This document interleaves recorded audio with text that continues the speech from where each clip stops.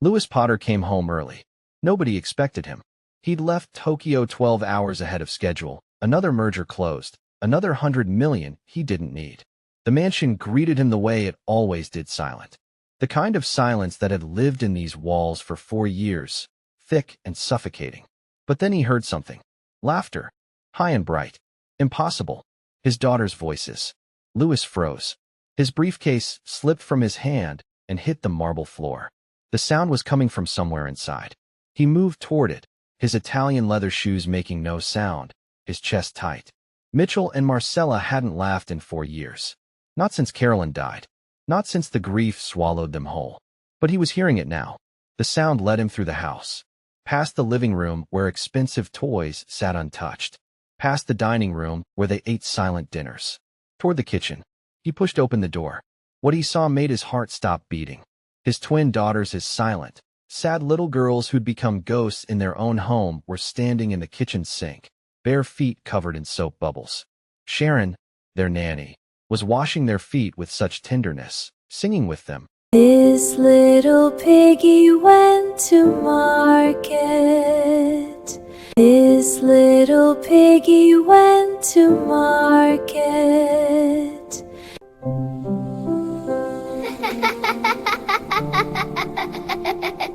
All three of them glowing with a joy Lewis thought had died with his wife. For a moment, he couldn't breathe. For a moment, he couldn't tell if what he felt was relief or rage. 4 years ago, Carolyn Potter died on a Tuesday morning in October, the kind of morning when the light comes through the windows golden and cruel, illuminating everything you're about to lose. The breast cancer had been aggressive, the kind that doesn't negotiate or grant extensions. She was 34. The twins were 5. Lewis held her hand while she slipped away, and when it was over, he looked down at his wedding ring and realized he had no idea how to be a single father. The funeral was a blur of black clothes and casseroles and people saying things that meant nothing. Mitchell and Marcella stood on either side of him in matching navy dresses, their small hands cold in his, their faces blank with a confusion too large for their little bodies to hold. They didn't understand that Mommy wasn't coming back. How could they? Lewis barely understood it himself. In the weeks that followed, he watched his daughters dim like stars at dawn, slowly at first, then all at once. Mitchell had been the curious one, the child who asked 10,000 questions a day about everything from why the sky changed colors to where butterflies went at night. After Carolyn died, the questions stopped.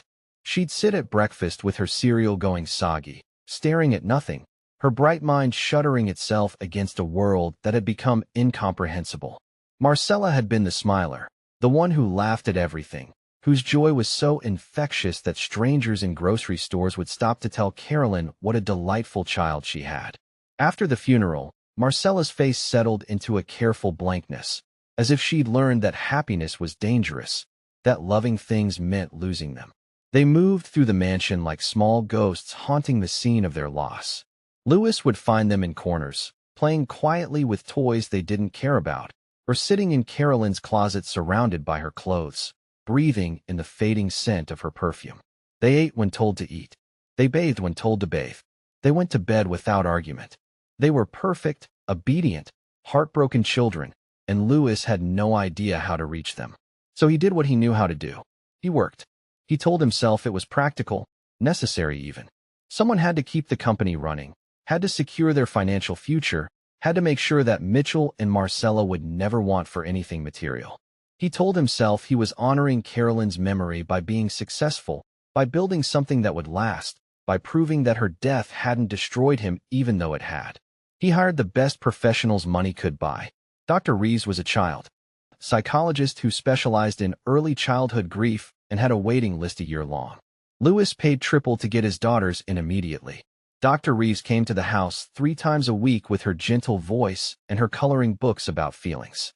She taught the twins words like loss and mourning and healing. She had them draw pictures of their family pictures that always showed 4 stick figures, never 3, because in their drawings Mommy was still there, still smiling, still whole. When Dr. Reeves said the girls needed more intensive support, Lewis hired Dr. Martinez, a therapist who specialized in play therapy. Dr. Martinez brought puppets and sandboxes and miniature houses where Mitchell and Marcella could act out their feelings through play. The girls went through the motions. They moved the tiny furniture around. They made the puppets talk to each other. But there was no light in their eyes, no real engagement, just compliance. Lewis brought in a grief counselor named Susan who had lost her own husband young and spoke about loss with the authority of someone who'd survived it. Susan sat with the twins in the sunroom every Tuesday and Thursday, talking about memories and sadness and how it was okay to cry. The girls nodded politely. They said the right things. They did not cry. Nothing worked. The twins learned the vocabulary of grief the way other children learned multiplication tables mechanically, without understanding what any of it meant. They could tell you they were sad. They could identify their emotions on a colorful chart. They could explain that mommy was gone and wasn't coming back. But none of it reached the place where their real grief lived, buried so deep that all the therapy sessions and play techniques in the world couldn't touch it. Lewis couldn't bear to watch it. Every time he looked at Mitchell, he saw Carolyn's eyes the same exact shade of hazel, the same shape, the same way of looking at the world with curiosity and wonder, except now the wonder was gone.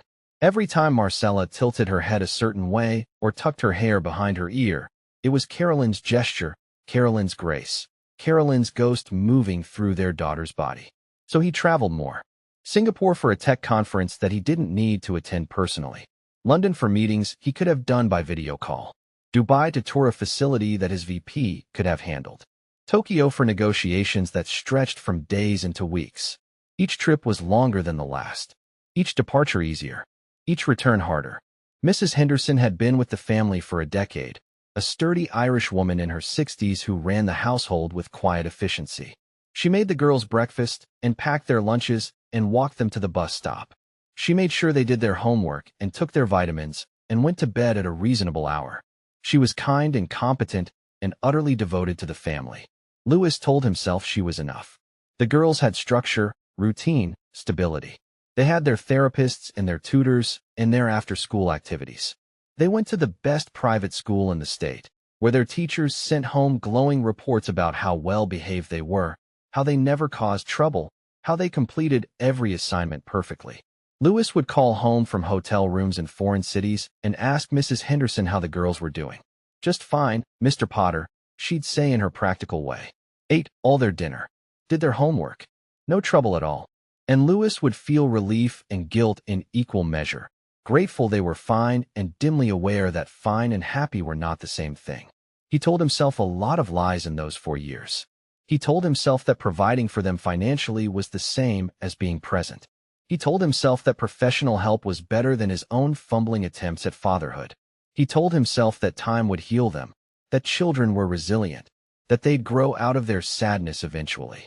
He told himself he was doing his best when they. Truth was he was doing the minimum while calling it the maximum. The mansion grew quieter with each passing month. The girls stopped making noise entirely, no running in the halls, no slamming doors, no arguing over toys.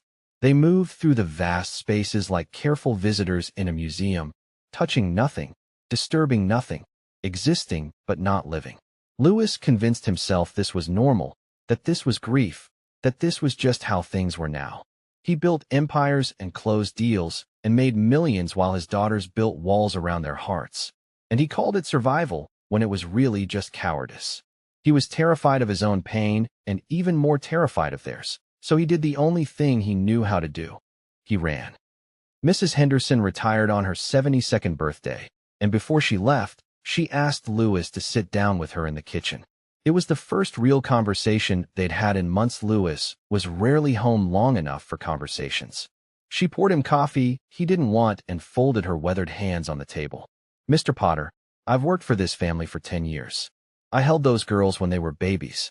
I loved Mrs. Carolyn like she was my own daughter. She paused, her Irish accent thickening the way it did when she was emotional. But I'm too old for this now, and those girls, they need more than I can give them. Lewis had been checking his phone. He looked up. You've been wonderful, Mrs. Henderson. I'll make sure your retirement package reflects they don't need another professional. She interrupted, and there was steel in her voice now. They don't need another therapist or tutor or specialist. They need someone who'll stay. Someone who'll be there when they wake up from nightmares and when they skin their knees and when they're sad for no reason at all. They need someone who'll love them, not manage them. The words haunted Lewis for weeks afterward, though he never let himself think about them too long. The nanny agency sent 12 candidates. Lewis interviewed them all via video call from a hotel room in Frankfurt, his laptop balanced on the desk, while he half-listened and reviewed quarterly reports on his second screen. The first 8 candidates blurred together impressive credentials, years of experience with high-profile families, degrees in early childhood development, references from diplomats and celebrities. They spoke in measured tones about structure and enrichment and developmental milestones. Sharon Ward was the 9th interview. She appeared on his screen with none of the polish of the others. She was 28, black, with natural hair pulled back in a simple ponytail and a warm smile that reached her eyes. Her background showed a modest apartment, not the carefully curated home office the other candidates had displayed. Lewis glanced at her resume. No degree in early childhood education. No references from wealthy families. She'd been working at a daycare in Harlem for 5 years, making barely above minimum wage. "Ms. Ward, I see you don't have formal training and I don't have fancy degrees," Sharon said, and her voice was clear and unashamed. "But I've been working with kids since I was 16. I know what they need, Mr. Potter. And it's not complicated." Lewis felt a flicker of irritation. "My daughters have complex needs. They've experienced significant trauma, they've lost their mother," Sharon said gently. "That's not complicated. That's the simplest, hardest thing in the world. And no amount of training teaches you how to sit with that kind of pain. You just have to be willing to stay in it with them." Something in her application essay had caught the hiring manager's attention, and Lewis scrolled to it now. Children don't remember what you bought them. They remember who showed up. He hired her on the spot more to end the interview than anything else and immediately forgot about her. He had a flight to Shanghai in 6 hours. Sharon arrived at the mansion on a gray Tuesday morning in March. The house was silent in the way it had been silent for 4 years, a thick quiet that absorbed sound like insulation. Mitchell and Marcella sat at opposite ends of the living room, playing separately with toys that cost more than Sharon's monthly rent. Mitchell had a collection of intricate dollhouses she never opened. Marcella was methodically arranging stuffed animals by size, her face blank with concentration that looked more like dissociation. They glanced up when Sharon walked in, and she saw the dull recognition in their eyes, the look of children who'd watched too many adults arrive with promises and strategies and ultimately fail to reach them. They were 9 years old now, and they'd already learned not to hope. Sharon set down her bag and looked. Around the cavernous living room with its vaulted ceilings and its pristine white furniture that no one ever sat on.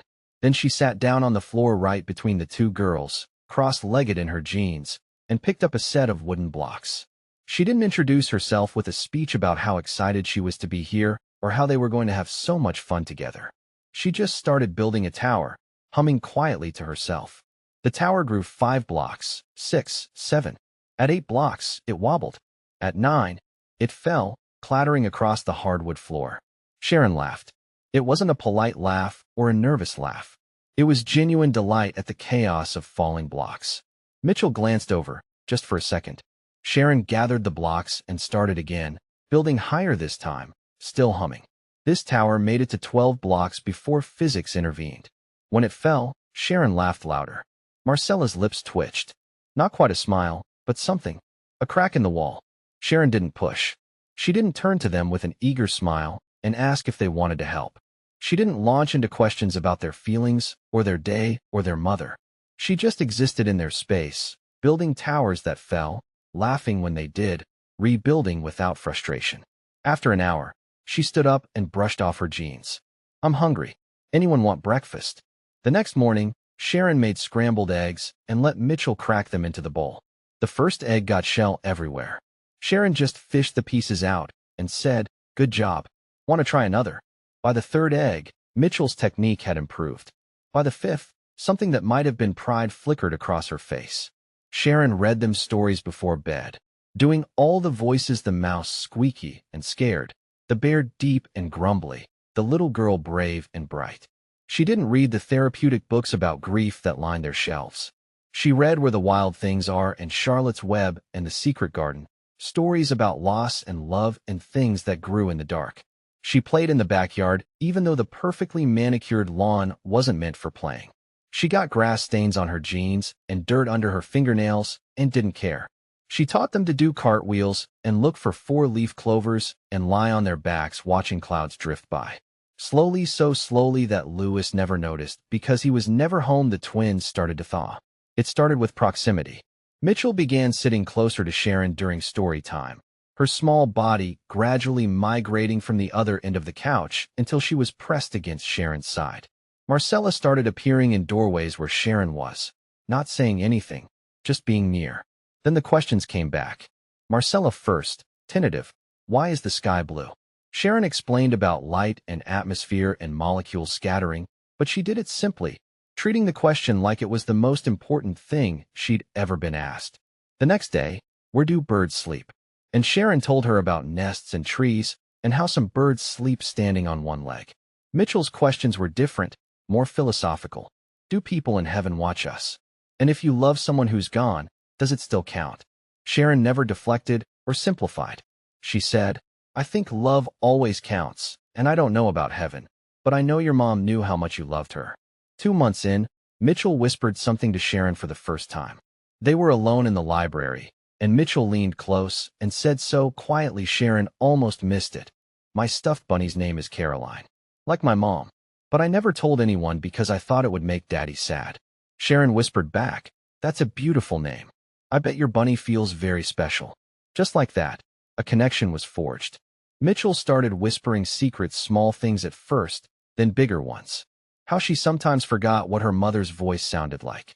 How she was scared she'd forget her face. How she felt guilty when she was happy because being happy felt like forgetting. Sharon listened to every secret like it was sacred. 3 months in, both girls were talking again, not to everyone, not at school or to their tutors, but to Sharon. Full sentences, questions, stories about dreams they'd had. They told her about the dog they wanted to adopt and the tree fort they wanted to build and the countries they wanted to visit someday. They told her about Mommy, the way she used to sing in the car and make pancakes shaped like animals and read the same book 5 times in a row without complaining. Sharon never made a big deal about any of it. She just listened, present and patient, like she had nowhere else to be and nothing more important to do. For months in, Sharon started singing while she did dishes. Old songs, church hymns, pop songs from the radio, whatever came to mind. Her voice was warm and unpretentious, filling the kitchen with sound. The twins would wander in and watch her, drawn by the music. Then they'd start humming along. Then they'd sing, tentatively at first, then louder. Louis knew none of this. He was in London, finalizing a deal worth $300 million, sitting in a conference room 43 floors above the city, shaking hands with men who congratulated him on his vision and his success. He had no idea that back home, his daughters were learning to be alive again. Louis's flight from Tokyo landed at JFK 3 hours ahead of schedule. Tailwinds, the pilot announced cheerfully, as if early arrival was always good news. Louis sat in first class, staring out the window at the runway lights, feeling the familiar weight of exhaustion settle into his bones. Another deal closed. Another market conquered. Another week away from home. He didn't call ahead to let anyone know he was coming.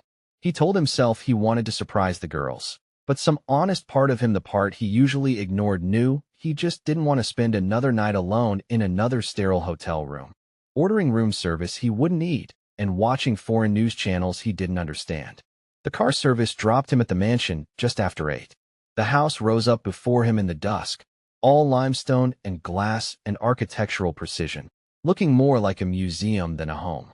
Louis paid the driver and stood for a moment on the circular driveway, his briefcase heavy in his hand, trying to remember why he'd wanted to come home early. The front door was unlocked. He let himself in quietly, his Italian leather shoes silent on the marble floor. The house greeted him with its usual silence, the thick, suffocating quiet he'd grown accustomed to. Normal. Expected. He set his briefcase down by the entrance table and loosened his tie, already mentally composing the email he needed to send to his Tokyo partners about the final contract revisions. Then he heard it. Singing. Children's voices, off-key and joyful, backed by a woman's warm alto. The sound was so unexpected, so foreign in this house of silence, that for a moment Louis thought he was hallucinating. His body moved before his mind caught up, drawn toward the sound like a man lost in the desert toward water. The singing was coming from somewhere inside. He followed it through the house, past the living room with its white furniture no one sat on, past the dining room where they ate silent dinners, past the hallway lined with family photos from a time when happiness wasn't impossible. The kitchen. The sound was coming from the kitchen. Louis moved toward the door. It was slightly ajar, warm light spilling through the crack, and the singing was louder now, clearer. His daughter's voices. He recognized them, how could he not, but they sounded different. Lighter. Alive. He pushed the door open. The sight that greeted him was so ordinary and yet so extraordinary that time stopped. Mitchell and Marcella were standing in the kitchen sink, the deep farmhouse sink Carolyn had insisted on installing, the one she'd special ordered from Vermont because she'd loved the idea of something handmade and functional. Their small feet were covered in soap bubbles, and they were laughing, actually laughing, their faces bright with joy.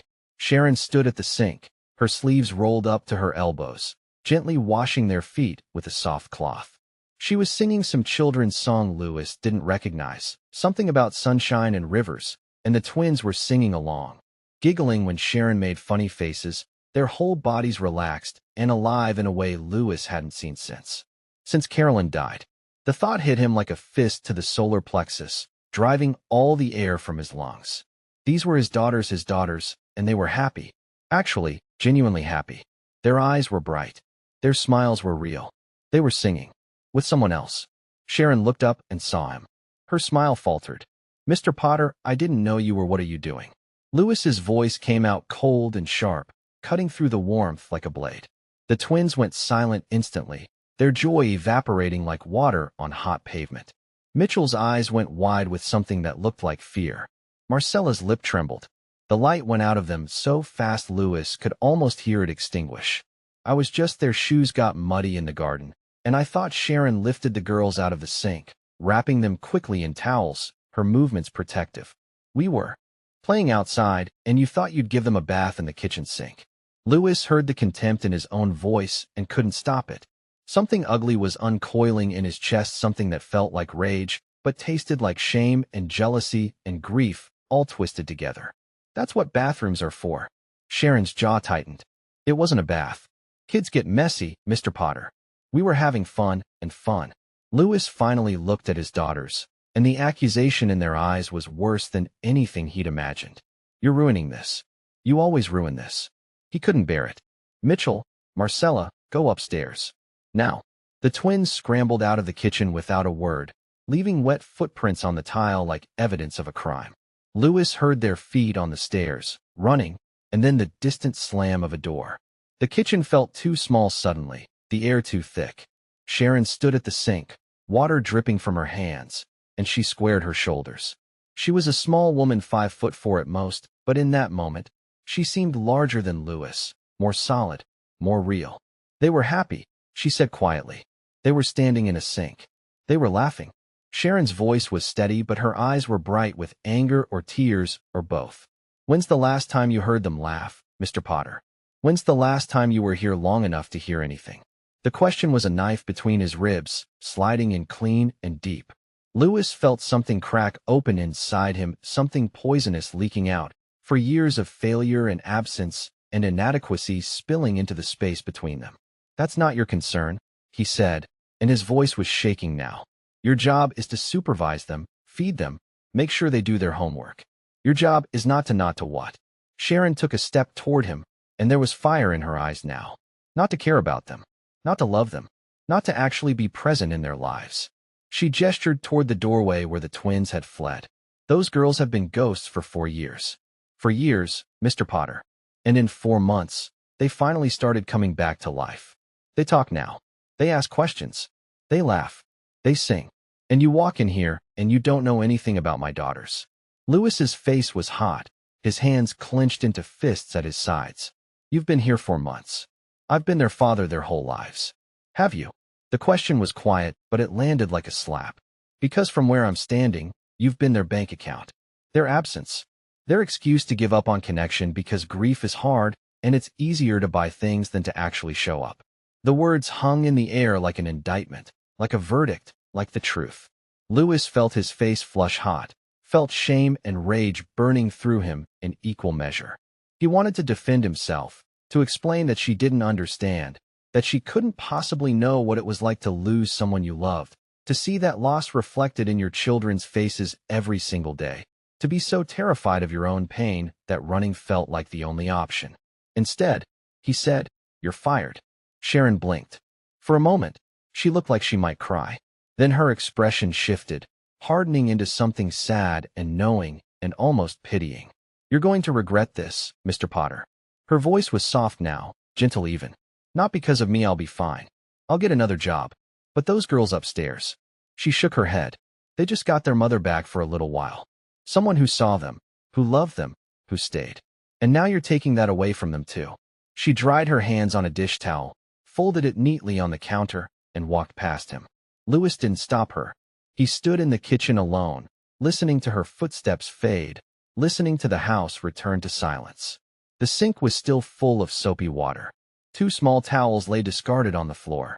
The room smelled like lavender soap, and something warm and alive that was already disappearing. Louis looked at the sink and remembered, suddenly and vividly, Carolyn washing the twins' feet in that exact spot. They'd been 3, maybe 4, and they'd been playing in the mud. Carolyn had been laughing, singing some silly song, and the girls had been giggling, their joy filling the kitchen like light. He'd forgotten that. He'd forgotten so many things. Louis sank into a chair at the kitchen table and put his head in his hands. Upstairs, his daughters were crying. He could hear them through the ceiling, muffled sobs that broke his heart. He'd done this. He'd taken their joy and crushed it because seeing them happy with someone else was unbearable. Because it proved what he'd always suspected, that they didn't need him. That someone else could love them better. That he'd failed in the one job that actually mattered. The house was silent again, the way it had been for 4 years. And Louis had no one to blame but himself. Sharon was gone within an hour. Louis heard the front door close and watched from the study window as she walked down the driveway with a single bag, her posture straight despite everything. A rideshare picked her up at the gate. Then she was gone, and the house settled back into the silence it had worn for 4 years like a second skin. Louis stood at his desk, staring at nothing, his reflection ghost-like in the darkened window. He told himself he'd done the right thing. His daughters needed structure, not some woman who treated them like they were at a daycare. They needed boundaries, professionalism, appropriate supervision. They needed he didn't finish the thought because he realized with a cold, creeping horror that he didn't know what they needed. He'd never known. That night, Louis tried to have dinner with Mitchell and Marcella. He'd dismissed the meal service and ordered from their favorite Italian restaurant, the one Carolyn used to take them to, the one with the breadsticks they loved. He set the table himself, awkwardly arranging plates and silverware, trying to remember where everything went. The twins came down when he called them. They sat at the long dining table, Louis at the head, Mitchell and Marcella on either side, 3 points of a triangle with too much empty space between them. The table could seat 12. With just the 3 of them, it felt like a canyon. They said nothing.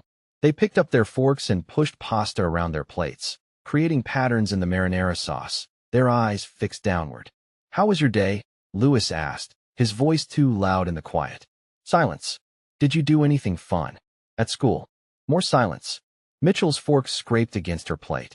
Marcella's hand trembled slightly. Louis felt something tighten in his chest. He tried again, forcing brightness into his tone. "I thought we could watch a movie after dinner. Whatever you want. We could make popcorn, have ice cream, nothing. They might as well have been statues. Girls." His voice came out sharper than he intended. "I need you to answer when I speak to you." Marcella's eyes filled with tears. She blinked rapidly, trying to hold them back, her small face contorting with the effort. Mitchell stared at her plate like it held the secrets of the universe, her jaw clenched, her shoulders rigid. Louis felt panic rise in his throat, bitter and choking. This was the silence from before, the terrible, suffocating silence that had filled the house after Carolyn died.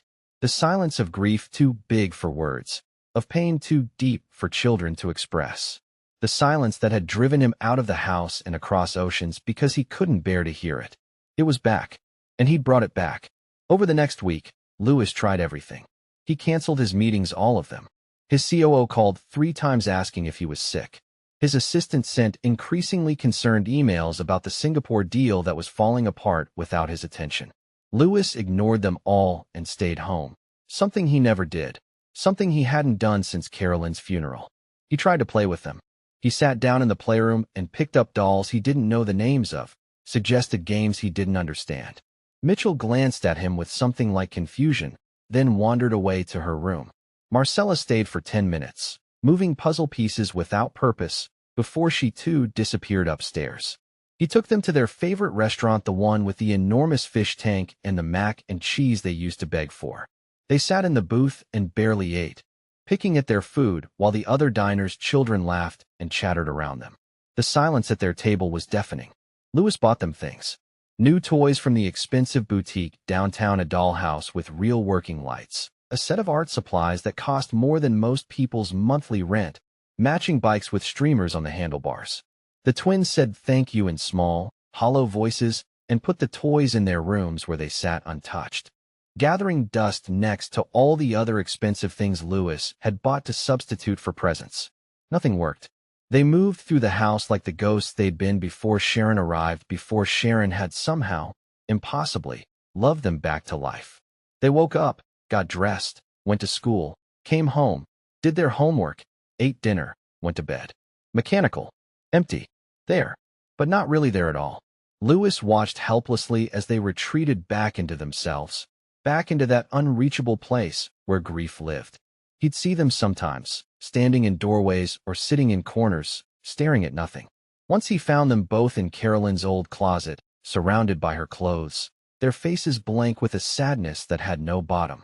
On the 8th day, Louis went upstairs to tell them dinner was ready. Mitchell's door was cracked open. He pushed it wider and saw her sitting on her bed, crying silently, the way children cry when they've learned that sobbing doesn't bring help. She was holding a piece of paper, a drawing she'd made. Louis moved closer, and Mitchell didn't hide it. Maybe she was too sad to care. Maybe she wanted him to see. It was a picture done in crayon, the kind of drawing 9-year-olds make with oversized heads and stick figure bodies. 3 people holding hands. On the left, a girl with brown hair labeled Mitchell in careful letters. On the right, another girl labeled Marcella. And in the middle, taller than both of them, a woman with dark skin and a huge smile, her arms stretched wide like she was hugging them both at once. No label was needed. Louis knew exactly who it was. Sharon, Mitchell whispered when she saw him looking, her voice breaking on the name. We miss Sharon. The words hit Louis like a fist to the chest, driving all the air from his lungs. He stood there in his daughter's doorway, looking at the drawing of the woman who'd given his children what he couldn't: joy, connection, the feeling of being loved, and felt something inside him shatter completely. I know, he managed to say, his voice rough. I know you do. Mitchell looked up at him with Carolyn's eyes, and there was no accusation in them, which was somehow worse. Just sadness. Just resignation. Just the acceptance of a child who's learned that adults make decisions that hurt, and there's nothing to be done about it. Why did you make her leave? Mitchell asked. Louis didn't have an answer. At least, not one he could give to a 9-year-old. Because I was jealous. Because seeing you happy with her made me realize how badly I'd failed you. Because your joy was proof of my inadequacy, and I couldn't bear it. I made a mistake, he said instead, and it was the most honest thing he'd said in 4 years. That night, Louis couldn't sleep. He lay in bed staring at the ceiling, listening to the house settle around him. And around 2 in the morning, he gave up and got out of bed. He wandered through the dark house like a ghost himself, and somehow his feet carried him to Carolyn's closet. He'd never cleaned it out. Couldn't bear to. Her clothes still hung on their hangers, her shoes still lined the floor, her jewelry still sat in its boxes on the shelf. Sometimes he came here and just stood in the doorway, breathing in the fading scent of her perfume, pretending she was still real. Tonight, he walked all the way in and sat down on the floor among her things. And for the first time in 4 years, he let himself truly remember her. Not the cancer that had eaten her alive from the inside. Not the hospital with its beeping machines and fluorescent lights. Not the funeral with its platitudes and flowers and the terrible finality of the casket being lowered into the ground. Just her. Carolyn. His wife. The mother of his children. Carolyn had been a kindergarten teacher before Mitchell and Marcella were born. She'd loved children not in the abstract, professional way that Louis hired therapists for, but in the real, messy, get on the floor and build block towers way. She'd had grass stains on her jeans, and paint under her fingernails, and an endless capacity for silly songs and made-up games. She'd washed Mitchell and Marcella's feet in that kitchen sink 100 times when they'd come in from the garden, singing to them, making them laugh, turning the ordinary act of getting clean into something joyful. Sharon hadn't been replacing Carolyn. Sharon had been honoring her, carrying forward the kind of love Carolyn would have wanted their daughters to have. And Louis, consumed by his own pride, his own shame, his own terror of being irrelevant in his daughters' lives, had destroyed it. He'd destroyed the one good thing Mitchell and Marcella had found in 4 years of darkness because he couldn't stand the proof of his own failure. He'd become the obstacle in his own daughter's healing. Louis sat in his dead wife's closet and finally let himself cry. For Carolyn. For his daughters. For 4 years of absence disguised as provision. For all the moments he'd missed and could never get back. For the man he'd been and the father he'd failed to become. And somewhere in that crying, in that breaking open, Louis made a decision. He didn't know if he could fix this. Didn't know if Sharon would even speak to him after what he'd done. Didn't know if his daughters would ever forgive him. But he had to try. Because the alternative, watching Mitchell and Marcella disappear back into grief while he stood by helpless, was unbearable. He'd spent 4 years running. It was time to stay. The next morning, Louis called the nanny agency before the sun was fully up. The receptionist sounded groggy when she answered, and Louis realized it was barely 7 o'clock. He didn't apologize. "I need Sharon Ward's phone number," he said. There was a pause. "Mr. Potter, we don't typically give out personal information. Please." The word came out raw, desperate. "I made a mistake. A terrible mistake. I need to make it right." Another pause, longer this time. Then, "Hold on." She gave him the number reluctantly, after he explained what had happened, and Louis could hear the judgment in her voice. He deserved it. He called Sharon immediately, pacing his study while the phone rang. Once, twice, 3 times. Then voicemail. Her voice, warm and professional. "You've reached Sharon Ward. Leave a message." Louis opened his mouth, but no words came. What could he possibly say in a voicemail that would undo what he'd done? He hung up. He called again, and again, for more times over the next hour, each call going to voicemail. Each time Louis unable to find the words. By the 5th call, he realized she was probably seeing his name on her screen and choosing not to answer. He couldn't blame her. Louis looked at his phone, at the agency records still pulled up on his computer screen, and made a decision.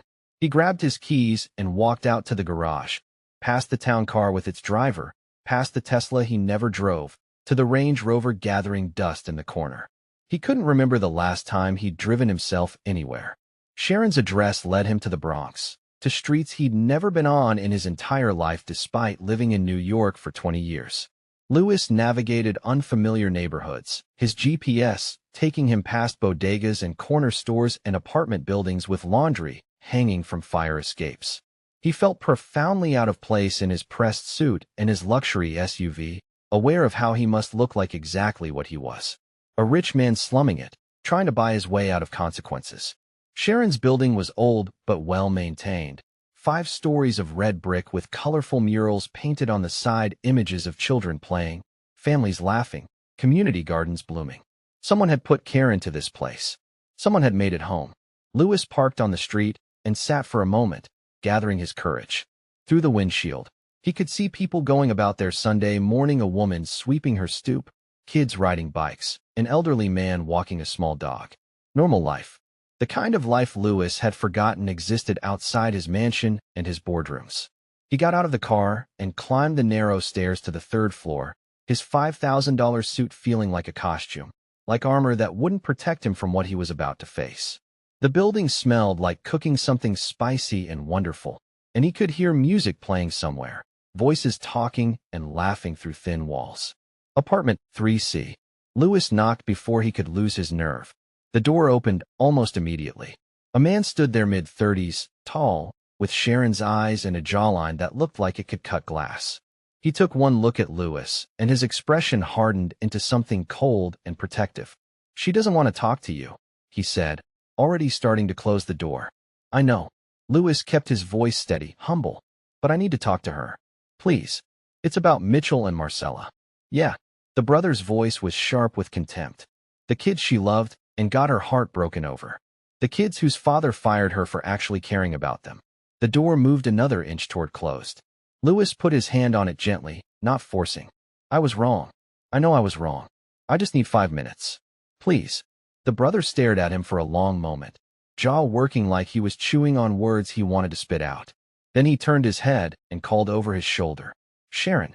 Rich man here says he was wrong. You want to hear this? There was a long pause. Louis could hear movement inside the apartment. Footsteps, a murmured conversation he couldn't make out. His heart hammered against his ribs. Then Sharon appeared in the doorway. She was wearing sweatpants and an old college t-shirt that said Howard University across the front. Her hair was wrapped in a silk scarf, and her eyes were puffy like she'd been crying. She looked smaller somehow, more vulnerable than she had in his kitchen when she'd stood up to him. But her gaze was steady when it met his. Louis had rehearsed a speech in the car. A whole speech about accountability and growth and his commitment to change. Every word evaporated the moment he saw her. They're not eating, he said quietly. His voice cracked on the words. They're not talking. They're back to how they were before you came. And he had to stop, had to breathe, had to force the words past the tightness in his throat. I don't know how to reach them. I never knew how to reach them. Sharon's expression shifted slightly, but she didn't speak. I thought if I just provided enough, Louis continued, if I gave them enough things, the best schools, the best therapists, the biggest house, I thought that would be enough. But it's not. It was never enough. Because what they needed was someone to show up, someone to stay, someone to love them without conditions or boundaries or professional distance. His hands were shaking now. He couldn't stop them. And I couldn't do that because I was too busy running from my own grief. Too terrified to look at them because they have their mother's eyes, and every time I see them I remember everything I lost. Sharon's brother shifted behind her, his expression softening slightly. And then you came, Louis said. And you did it. You did the one thing I couldn't do. You showed up. You stayed. You loved them. And instead of being grateful, instead of thanking God that someone cared enough to bring my daughters back to life, I was jealous. I was ashamed. Because you made me realize that I've been failing them for 4 years. That all my money and all my success and all my excuses didn't matter because I wasn't there. A tear slid down Sharon's cheek. She wiped it away quickly. Louis reached into his jacket pocket and pulled out the drawing, Mitchell's drawing, carefully folded. He held it out with a trembling hand. She drew this. They both miss you. They've been crying for you. And I know his voice broke completely now. I know I have no right to ask. I know I don't deserve your help. But would you come back? Please. Not for me. For them. Sharon took the drawing, unfolding it slowly. She stared at it for a long moment, at the 3 stick figures holding hands, at the careful way Mitchell had colored her skin, at the huge smile she'd given her. When she looked up, her eyes were wet. If I come back, she said, her voice quiet but firm, things are different. I'm not just the hired help you can dismiss when your ego gets hurt. I'm not some employee you can ignore until you need something. I'm part of their lives. Which means you have to be part of their lives too. Louis nodded, not trusting his voice. You have to show up, Mr. Potter. Sharon took a step forward, and there was steel underneath her gentleness now. Actually show up. Be there for breakfast. Be there for bedtime. Be there when things are messy and hard, and you want to run back to Tokyo or London or wherever else you've been hiding. Be there when they have nightmares.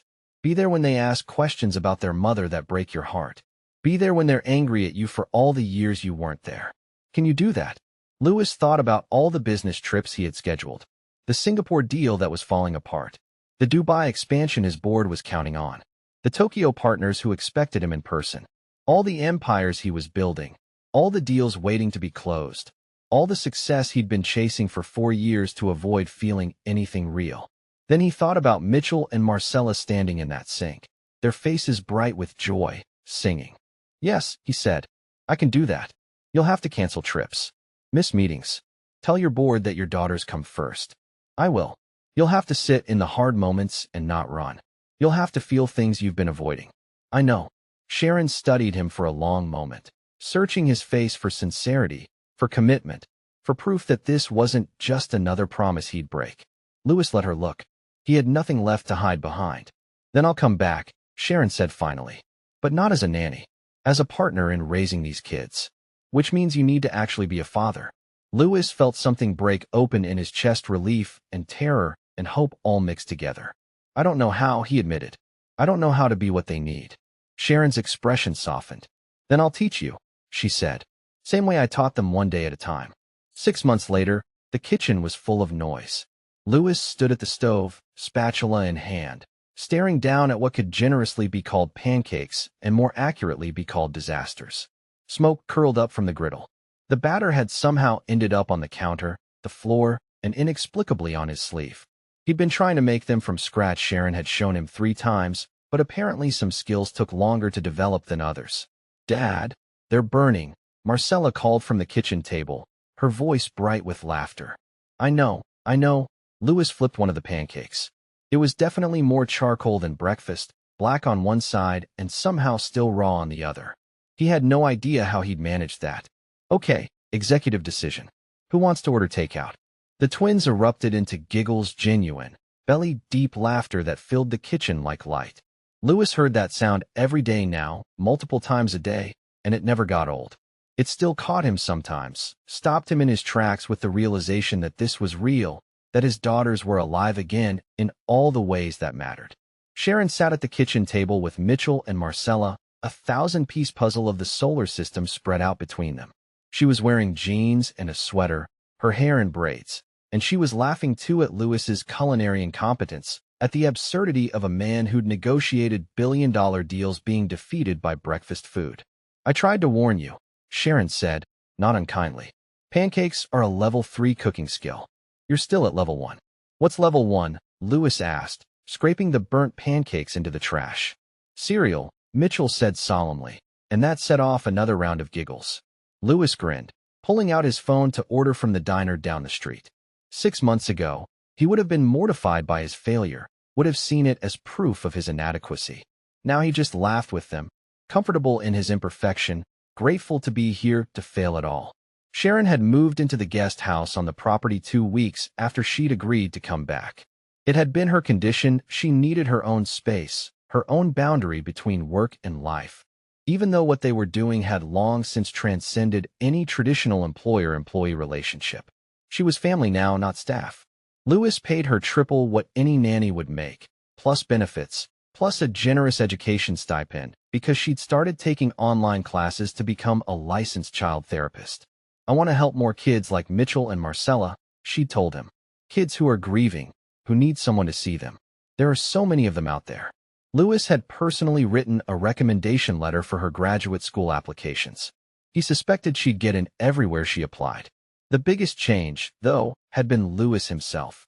He'd restructured his entire company, calling an emergency board meeting 2 days after Sharon agreed to return. He'd promoted his COO to CEO, a woman who'd been doing most of the actual work for years anyway, and taken on a chairman role that let him work from home. The board had been shocked. His investors had been concerned. His competitors had smelled blood in the water. Louis didn't care. He'd missed 4 major international deals in the past 6 months. The Singapore expansion had gone to a competitor. The Dubai partnership had fallen through. The Tokyo merger had happened without him. His net worth had probably dropped by a few $100 million, though he hadn't checked. The business press had written articles with titles like Potter's Retreat and When Billionaires Step Back. He didn't regret a single decision. Instead, he'd learned to braid hair. Badly, Mitchell's braids always came out lopsided, and Marcella's were worse, but he tried every morning they asked, sitting behind them with YouTube tutorials playing on his phone, his large hands fumbling with small sections of hair while the girls giggled at his concentration. He'd learned to read bedtime stories in funny voices. The mouse high and squeaky, the bear deep and grumbly, the dragon with a ridiculous British accent that made the twins shriek with laughter. Some nights they made him read the same book 3 times just to hear the voices again. He'd learned to sit in the hard moments when the girls missed Carolyn, when they cried, when they were angry at him for all the years he'd been gone. He'd learned to stay instead of running, to say I know and I'm sorry and I'm here now instead of deflecting or disappearing. He'd learned that sometimes the best thing he could do was just hold them while they cried, not trying to fix it, just being present in the pain. He'd learned that being a father wasn't about being perfect. It was about being present, about showing up, day after day, even when it was hard, especially when it was hard. On Sunday mornings, they had a ritual now. Louis, Sharon, and the twins would go to the garden, the one where Carolyn had planted sunflowers, the one that had gone wild and overgrown after her death, choked with weeds and neglect. Together, they'd been bringing it back to life, pulling weeds, turning soil, planting new seeds. The sunflowers were coming back, tall stalks reaching toward the sky, bright yellow faces turning to follow the sun. This Sunday morning was crisp and clear, early March sunshine warm on their backs as they knelt in the dirt. Louis was pulling chickweed from around the base of a rose bush Carolyn had planted 9 years ago. Mitchell and Marcella were nearby, planting tulip bulbs in careful rows, arguing good-naturedly about spacing. Sharon was pruning dead branches from the lilac tree, humming something soft and melodic. It was ordinary. It was perfect. Mitchell sat back on her heels, dirt smudged on her cheek, and turned to Louis with that expression she got when she was thinking about something serious. "Dad." "Yeah, sweetheart.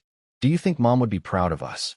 The question hit Louis square in the chest, but not with pain, with something else. Something warm and bittersweet. He looked at his daughter, really looked at her, present and available, and there, and felt tears prick his eyes. Mitchell was 10 now, growing tall and strong, with Carolyn's hazel eyes and her way of tilting her head when she was curious. Marcella was kneeling beside her sister, both girls watching him with open faces, waiting for his answer. Louis set down his trowel and wiped his hands on his jeans. "Yeah, sweetheart. I think she would. I think she'd be very proud of you both." His voice was thick but steady. "You're kind and brave and smart. You're exactly who she hoped you'd be." He paused, looking down at his dirt-stained hands. At the garden they were healing together. And I hope, the words caught in his throat, I hope she'd be proud of me too, for finally learning what really matters. Marcella stood up and walked over to him, wrapping her small arms around his neck. She smelled like sunshine and soil and childhood. She would be, "Dad, because you're here now." Louis pulled both girls close, holding them tight, letting himself feel the weight of them, the realness of them, the miracle of their presence. Mitchell leaned her head against his shoulder. Marcella's hand found his. Across the garden, Sharon caught his eye and smiled a smile that said everything without words. "You're doing it. You're finally doing it." She mouthed something that looked like "proud of you," and Louis felt his eyes sting again. He smiled back, dirt under his fingernails, sweat on his brow, grass stains on his jeans, his daughters pressed against his sides like they belonged there. Because they did belong there. They'd always belonged there. He'd just been too afraid to let them close. Louis had built a billion-dollar empire.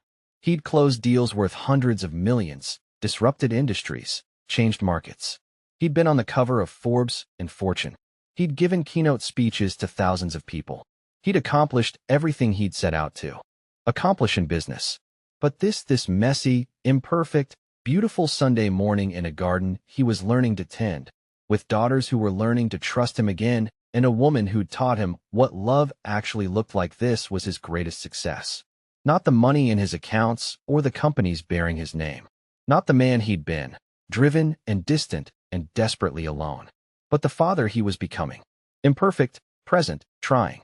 Learning to braid hair and read stories and sit in sadness without running.